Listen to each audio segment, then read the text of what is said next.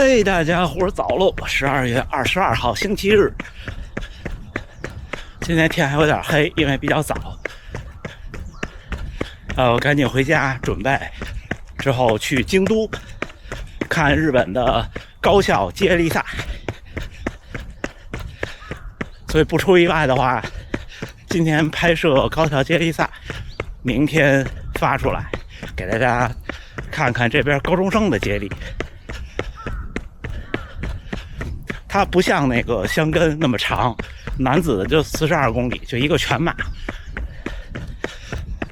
女子好像是一个21公里，然后女子先出发10点多，然后男子12点多才起跑，大约2个小时应该就结束了。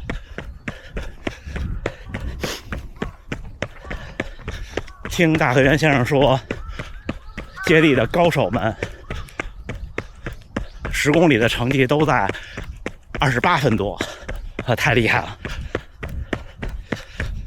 今天咱们聊点什么呢？有小伙伴问说，手表或者是各种软件给的区间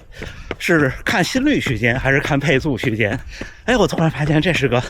我没有考虑过的问题，因为其实我从来不看区间。但是就跟大家再聊聊配速，聊聊心率，好吗？是什么情况引发这个问题呢？那小伙伴说，我这个跑完步看软件说，我的按心率算我在有氧区间，按配速算我在轻松跑区间，或者是反过来，我的按配速一看我在有氧区间，按心率看我在阈值区间，这怎么回事呢？包括现实中认识的小伙伴也总说，一跑步就说，我现在心率多少？好，你的这个心率怎么样？然后我一看我的心率跑到多少了，我觉得我还是那句话，当然监控心率是为了更安全和健康，但是我还是我的观点，您只要是健康的成年人，不是小朋友，不是老年人，没有各种身体的问题，没有基础病，跑步就是看体感就好了。然后呢，如果您是健康跑，我就为了锻炼身体，那呢你看一看心率没坏处，因为反正你就听心率的嘛，不用听配速的，你就锻炼身体的目的达到了就好了。但是问这种问题的小伙伴和每天关注心率的小伙伴，大多数还是要成绩的小伙伴。那我还是那个观点，你还是得看配速，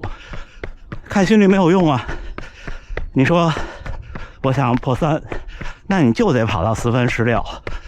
比赛中你可能得跑到4分15，那时候心率是160还是170，有意义吗？没有意义，对吧？而且以我的经验看，就心率这东西，跑步前几年稳定下来以后，不会有太长足的变化，并不是说你随着练它就会，你的心跳就会越来越慢。我个人认为不是，当然每个人不一样，这也就是为什么说我不建议大家单纯看心率的原因，就每个人都不一样，真的不一样。比方说昨天和蔡先生他们一起轻松跑4分50的配速，那他心率比我低好多呀。但是呢，我说话还是可以很平稳，我体感还是很不累，我是刚跑完马拉松啊，对吧？那你要是和有的小伙伴可能那个配速就100几110的心率，那也不一定他的马拉松就比我快，对不对？就是每个人对自己的整个的心肺系统的，就是他跟你的身体是一套，就是你不能给夏利装一法拉利的发动机，反过来也不行，适应自己的就是最好的。那看心率区间还是看配速区间呢？如果是训练的话，我是这么看的，首先要看这两个东西在你的手表里的设置准不准。那区间是怎么来的？区间是有一个最大值，有一个最小值，然后呢根据统计学然后分出来的，对吧？如果是自动的话，那不同的统计方法，不同的划分方法也不一样。所以那次去高驰测试完乳酸阈值以后，我觉得乳酸阈值是一个好的标准。其实它还是配速。如果普通人没有条件去测这个的话，早，那怎么办呢？那还是这个为什么我说这个好，就是因为我测过以后，包括那次测最大摄氧量也体现出了乳酸阈值，就是跟绝大多数的手表软件给你推测的是差不多的，就是 LT2。为什么呢？因为这东西骗不了人，就是 LT2 就是你全力以赴，大约可以坚持1个小时的配速。LT1 一般的手表的估计，大家想象一下，就会发现它肯定是不如 LT2 准的，因为 LT1 是不太好通过一个训练就直接测得的，它需要一系列的训练、一系列的数据去推算。当然，高驰的小伙伴也说，那次我跟大家解释，他们也在结合手表和心率带，在测 LT1 的这件事上努力，而且也明确的告诉我是可以的。但是就目前现有的条件来看 ，LT2 是很准的。为什么是很准的呢？就是比方说，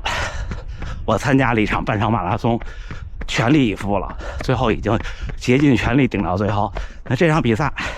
你的平均配速是4分，比方说4分18，那你的乳酸阈值的配速差不多可能就是4分15，或者4分14。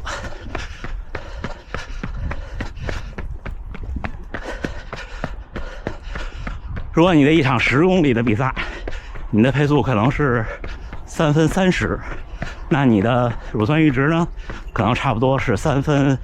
35的样子，感觉啊，就上下这1-3秒差距不大，所以这是一个挺好的标准。那你说你再训练按哪个区间呢？那肯定是按配速区间呀，因为这个你测出来的这 LT2 的配速是不会骗人的，因为你再多跑20分钟，你说你的半马全程都用乳酸阈值的配速跑下来，你换成吉普乔格可能也不行，勉强行，对，差不多1个小时嘛，是不是？勉强行，可能还是要慢1秒的样子。那普通人，如果你的半马在1个半小时，那你肯定是要比你的乳酸阈值慢一点跑下来，这个是骗不了人的。而这个时候你的心率每个人不一样，你看我在我的乳酸阈值下跑，那我的心率可能是170多，但是有的人呢可能是160多，有的人可能是180，那你说这个乳酸阈值就不对吗？那我能跑这么快呀？能跑这么快就对呀，对不对？但是这些的前提还是那句话，您没有基础病，您很健康，您就是一个普通人。我们普通人每个人都不一样，所以如果您是长期稳定努力训练的小伙伴，然后用一个设备监测自己，也跑过很顶的比赛，也跑过很轻松的跑，那你就相信配速区间就好了。心率你可能每次测，甚至你每次在实验室测最大心率得出的结果都不一样，因为你的状态不一样，有的时候可能是190，有的时候可能是185，有的时候可能是195，所以你这样测出来的心率每次都不一样的话，那其实你按心率的区间，它心率区间划分的又窄，有时候你很可能你手表上记录的对应的心率的区间就没有太大意义。而且包括说想长跑减肥的小伙伴，人家说的那个低心率慢跑是脂肪燃烧的比例高是有前提的，那是得跑。什么意思呢？就是这能量都是守恒的。你说我跑了，比如今天我可能能跑18公里，你今天跑8公里，你跟我比减肥，你说我这8公里比你跑得慢，我都在有氧区间，我就是比你减肥效果好，那你觉得好就好呗，对吧？那我救不了你啊，是不是？说低强度有氧有助于减脂，是因为大部分胖子只能在低强度有氧的情况下坚持下来一个持续的运动，否则你说你就动几十秒、几分钟、十几分钟，那减不了肥啊。低强度才能持续才能燃烧的更多，燃烧的更多才能减肥啊，对吧？所以总结下来就是，您只要是对成绩有追求，更多的侧重于配速，而且呢，时不时要挑战一下自己，因为马拉松其实和你就说你练俯卧撑、练引体向上，或者上健身房举铁是一样的。如果你不时不时的去刺激一下你舒适区之外的东西，那你的进步就会越来越慢。但是也不是说我永远都要刺激，因为差不多每个人都有一个天花板，到了这个天花板，那就是从让训练让自己越来越强，变成去让训练让自己的状态调整游刃有余，就是这样。如果您就是单纯为了健康，我就每天去遛个弯，能跑2步就跑2步，我连距离都不记，我连配速也不看，那监控心率没问题，好吗？那咱们训练后再聊啊。12月22号星期天清晨，可能7点多一点，训练结束，跑了18.5公里，平均配速4分50，心率143。你看就是这样，你看昨天我前一天晚上睡的基本上回来1点，然后昨天晚上睡得特别踏实，但是因为积累的疲劳，你看我昨天晚上的睡眠的平均心率有60多，这个是不常见的。但是你看我早上起来的训练这么早，也什么事儿都没有。就是人是一个特别精密的能自己调节的系统，就不用总自己担心和自己吓唬自己，就是你关注自己身体的健康，注意饮食，注意休息，然后呢什么事儿都别做的就跟吃饭似的，你别暴饮暴食，就什么事儿你有时候可能为了情绪稍微过分一点点，但是呢你不总在一个过分的情况下，大家都差不多，是不是？想要比赛成绩的小伙伴，我总说只争朝夕也是有我的原因。我觉得时间过得很快，马拉松训练有的时候你看到效果都是几个月、1年，可能你再审视自己有一个效果，对吧？所以每天坚持，你也不用说我特别焦虑，觉得我要每天都要特别好，也不是这样。行，那这么着，今天跟大家聊聊心率和配速，就我没有什么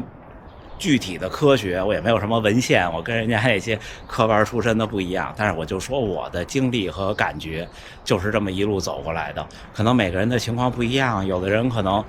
会遇到一些问题，有的人会比较顺利，但是这个过程它都是一过性的，就像我跑完马拉松以后的疲劳，它也是可以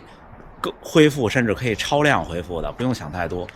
那我就准备回家吃早饭去京都了。最后还是祝大家能努力生活，健康平安。咱们下回再见。